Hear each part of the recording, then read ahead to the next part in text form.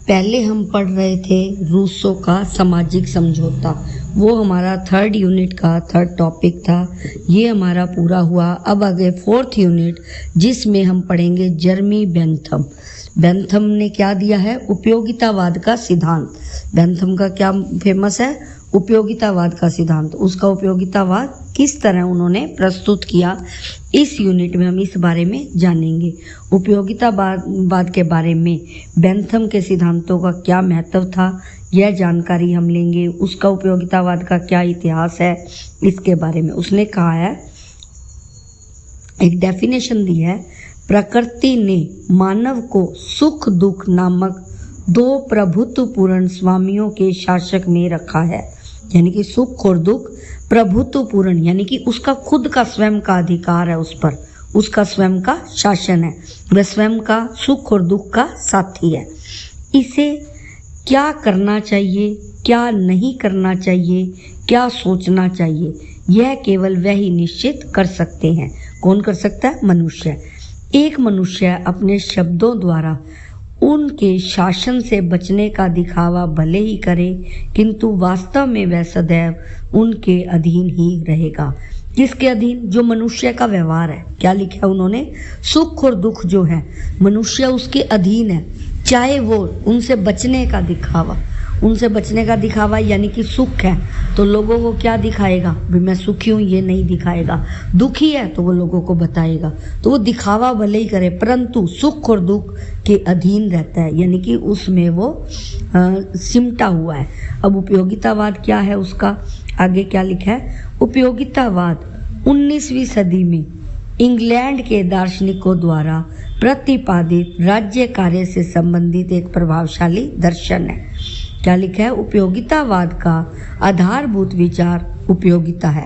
यानी कि जो उपयोगितावाद है उसका आधार क्या है? उपयोगिता, यानी कि क्या उसकी ज़रूरत है, किस चीज़ किस समय में किस की चीज़ के लिए उसकी आवश्यकता है। उपयोगिता यानी कि आवश्यकता। इस सिद्धांत के अनुसार अधिकतम व्यक्तियों का अधिकतम हित, यानी कि अधिकतम व्यक्तियों का, यानी कि जो अधिक से अधिक व्यक्ति हैं उनका अधिक से अधिक हित होना। उपयोगितावाद वास्तव में उपयोगितावाद मानवीय आचरण की प्रकृति और प्रेरक एवं नैतिक निर्णय के स्तर से संबंधित है। आगे क्या लिखा है? ग्रीक सुखवाद परोपकारवादी है, वर्तमान सुखवाद अहमवादी है। यानी कि उन्होंने लिखा है सुखवाद ग्रीक सुखवाद से इस रूप से भिन्न है। ग्रीक सुखवाद परोपकारी है, वर्तमान सुखवाद अहमवादी। जो सुखवाद है वो अहम यानी कि व्यक्ति अहंकार से भरा हुआ है। आगे इन्होंने बताया है उपयोगितावाद का इतिहास। क्या है उपयोगितावाद का इतिहास? उपयोगितावाद अपने वर्तमान रूप में 19वीं सदी का दर्शन है, किंतु आधार शास्त्र के एक सिद्धांत के रूप में इसका संबंध प्राचीन यूनान की एपिक्यूरीन प्रणाली से माना गया है। एपिक्यूरीन विचारधारा के समर्थक मनुष्य को पूर्ण सुखवादी मानते हैं, यानी कि पूर्ण सुखी। उन्होंने इसके बारे में दार्शनिकों की एक प्रसिद्ध पंक्ति दिया। उन्होंने क्या कहा है? याव जीवेत सुखम जीवेत, ऋणम कृत्वा घृतम प्रिवेत, भस्मीभूतस्य देहस्य पुनरागमनम च कुतः। क्या लिखा है? याव जीवेत सुखम जीवेत, ऋणम कृत्वा घृतम पिबेत, भस्मीभूतस्य देहस्य पुनरागमन च कुतः। इसके बारे में ये संस्कृत की एक पंक्ति है। इसका क्या अर्थ है कि जब तक जीवन है तब तक उसे सुखपूर्वक बिताया जाता है। क्या लिखा है?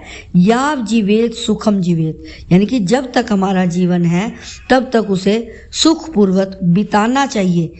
आगे लिखा है ऋण कृत्वा घृतम पिबेत, ऋण लेकर भी घी पीना, अर्थात अपने जीवन को आनंदमय बनाना चाहिए। यानी कि उन्होंने क्या लिखा है? ऋण लेकर भी घी पीना, यानी कि अपने जीवन को ऋण लेकर भी आनंदमय बनाना चाहिए। आगे है भस्मीभूतस्य देहस्य, मृत्यु हो जाने पर जब देह जला दी जाती है तो पुनरागमन चेक होता है, तो फिर उसमें सुख की प्राप्ति की कामना करना व्यर्थ है। यानी कि हम दोबारा जन्म नहीं ले सकते। अब क्या पता हम किस जून में जाएं। तो इसीलिए कहा है अभी जब तक जीवो अपने आनंद में जियो। आगे लिखा है वर्तमान काल के बुद्धिवासी विकास के साथ साथ सुखवादी दर्शन राजनीति में पुनः प्रवेश करने लगा है। अब इसमें क्या लिखा है, 18वीं सदी में प्रिस्टले, हैक्चेसन, पेले, हॉलबैक, हेल्यूटियस जैसे विख्यात उपयोगितावादी विचारक हुए।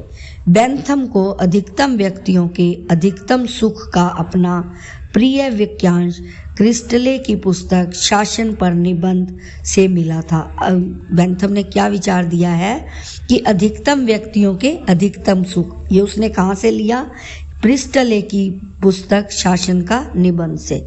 आगे इसके लोकप्रिय और शक्तिशाली विचारधारा का रूप सारा बेंथम को ही जाता है।